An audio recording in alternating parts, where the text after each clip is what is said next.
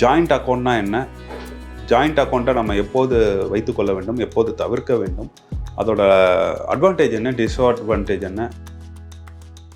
குறிப்பாக பிள்ளைகளை தான் இணைப்போம். அவங்கள இணைக்கணும் அப்படின்னா ஒரு முறைக்கு பல முறை சிந்திச்சுக்கோங்க. அது தேவையான முதல்ல யோசிங்க. ஏன் நான் இவ்வளோ ஸ்ட்ரெஸ் பண்ணி சொல்கிறேன் அப்படின்னா,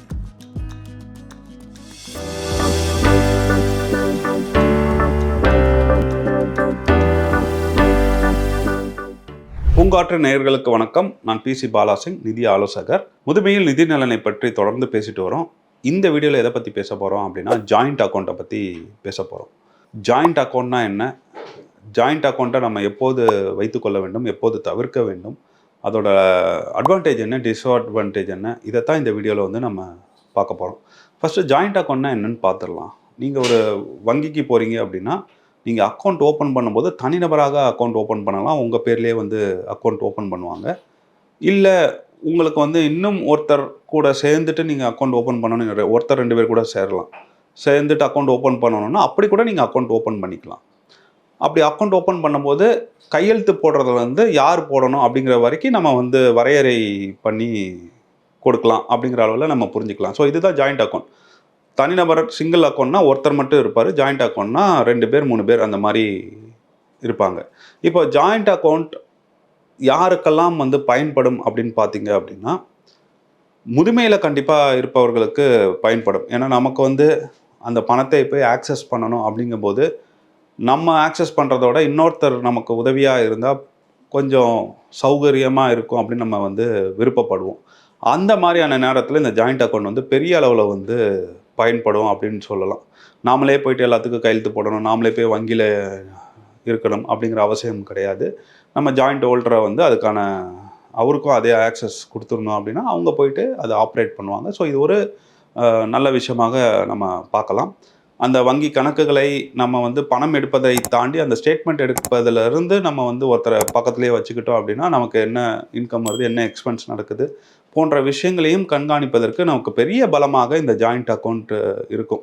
நம்ம பயணத்திலே இருக்கிறோம் அப்படின்னாலுமே இந்த ஜாயிண்ட் அக்கௌண்ட் பெரிய அளவில் நன்மை தான். ஏன்னா நம்ம வெளியூரில் இருக்கும்போது இங்கே இருக்கிற அக்கௌண்ட்டை நம்ம ஆக்சஸ் பண்ணி பணம் எடுக்கணும், இல்லை ஒருத்தருக்கு செக் புக்கு ஏதாவது கொடுக்கணும் அப்படிங்கும்போது நம்ம ஜாயிண்ட் ஹோல்டர் பெரிய அளவில் நமக்கு நன்மையாக முடியும். பெரிய பெரிய ட்ரஸ்ட்லலாம் இந்த மாதிரி ஒருத்தர் 2 பேர் எல்லாம் அத்தாரைஸ்டு சிக்னட்டரியாக இருப்பாங்க. அதே கணக்கு தான் இந்த ஜாயிண்ட் அக்கௌண்ட்லேயும். அந்த அளவுக்குள்ள புரிஞ்சுக்கிட்டால் நமக்கு இதில் இருக்கிற நன்மைகள் எல்லாமே தெரியும். இதில் இருக்க டிஸ்அட்வான்டேஜ் அப்படின்னு பார்த்தீங்க அப்படின்னா, நம்ம ஒருத்தருக்கு ஆக்சஸ் கொடுத்துருக்கோம் அக்கௌண்ட்ஸில் அப்படிங்கும்போது அவங்களும் பணத்தை எடுக்கலாம். அப்படிங்கும்போது மனித தவறுகள் நடப்பதற்கு வாய்ப்பு இருக்குது. அவர்கள் பணத்தை எடுத்தாலும் நம்ம அவங்க ஏன் எடுத்தாங்க அப்படின்னு சொல்லிட்டு கேட்க முடியாது. இது பெரிய ஒரு பிரச்சனை அப்படின்னு சொல்லலாம். இன்னொரு சிக்கலும் இருக்குது. இந்த மாதிரி ஜாயிண்ட் அக்கௌண்ட்டில் என்ன பணம் வந்தாலும் அதுக்கு வருகின்ற வட்டிக்கு பிரைமரி அக்கௌண்ட் ஹோல்டர் தான் டேக்ஸ் கட்டணும். ஸோ இது ஒரு டேக்ஸ் பாயிண்ட் ஆஃப் வியூவில் நம்ம தெரிந்து கொள்ள வேண்டிய ஒரு விஷயம். இந்த சிக்கலில் நான் ஒரு ரியல் லைஃப் கேஸும் சொல்லிடுறேன். எங்கள் கிளைண்ட் ஒருத்தங்க, அவங்களுக்கு ஒரு 80 வயசு. இந்த கேஸை பார்த்ததுக்கப்புறம் நம்ம எப்போ ஜாயிண்ட் அக்கௌண்ட் ஹோல்டரை வைக்கக்கூடாது, இல்லை யாரை வைக்கக்கூடாது அப்படிங்கிறது கூட உங்களுக்கு ஒரு புரிதலை ஏற்படுத்தும். ஸோ அவங்க பார்த்தீங்கன்னா அவங்களுக்கு ஒரு 80 வயசு. அவங்க தன்னுடைய மகனை ஜாயிண்ட் ஹோல்டராக போட்டிருக்காங்க. மகன் என்ன பண்ணியிருக்காரு, அவங்க அம்மாவுக்கு தெரியாமல் பணத்தை வங்கியிலேருந்து எடுத்துட்டாங்க. சொல்லவே இல்லை. அவங்க கொஞ்சம் பணக்கார ஃபேமிலி அப்படிங்கும்போது ஆடிட்டரை வச்சு தான் அவங்க ஐடிலாம் ஃபைல் பண்ணுறாங்க. அஃப்கோர்ஸ் இதில் இன்னொன்று குறிப்பிட்டு சொல்கிறேன். இப்போ இன்கம் டேக்ஸ் ஃபைலிங் காலம் வந்துடுச்சு.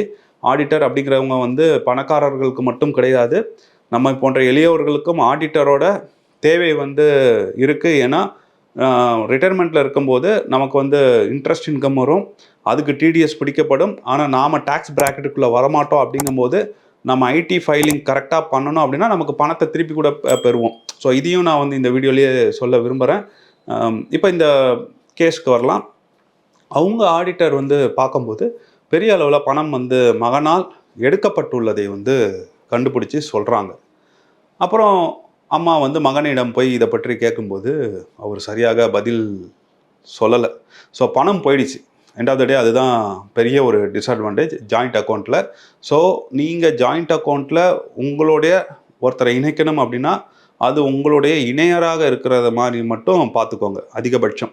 அதை தாண்டி வேறு யாரையாவது இணைக்கணும், குறிப்பாக பிள்ளைகளை தான் இணைப்போம், குறிப்பாகன்னு கிடையாது, அவங்கள தான் இணைப்போம். அவங்கள இணைக்கணும் அப்படின்னா ஒரு முறைக்கு பல முறை சிந்திச்சுக்கோங்க. அது தேவையான முதல்ல யோசிங்க. வேறு வழியே இல்லை அப்படிங்கும்போது மட்டும் அவங்கள இணைங்க. அப்போது வேறு ஏதாவது ரெஸ்ட்ரிக்ஷன்ஸ் வைக்க முடியுமான்னு பாருங்கள். ஏன் நான் வந்து இவ்வளோ ஸ்ட்ரெஸ் பண்ணி சொல்கிறேன் அப்படின்னா, நாங்கள் அவ்வளோ கேசஸ் பார்க்குறோம்.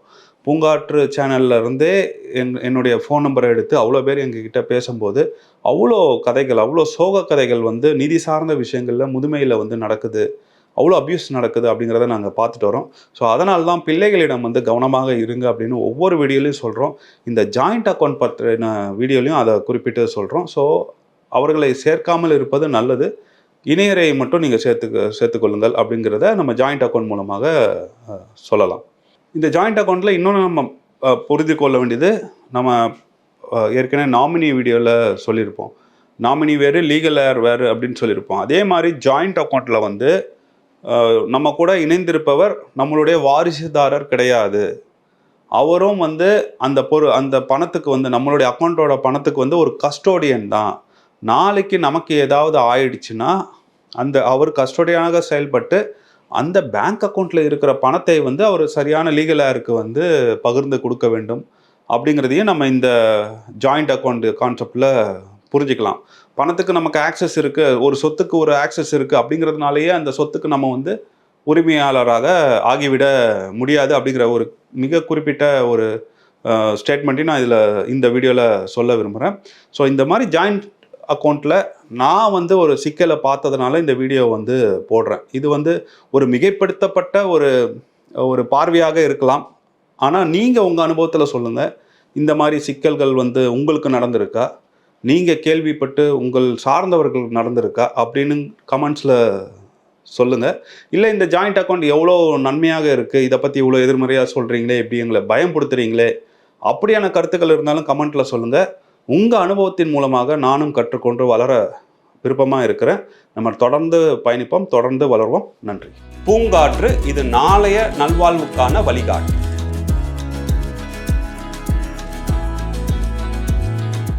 தொடர்ந்து எங்களோட வீடியோக்களை பார்க்கறதுக்கு பூங்காற்று சேனலை சப்ஸ்கிரைப் பண்ணுங்கள் அண்ட் ஃபாலோ பண்ணிடுங்க.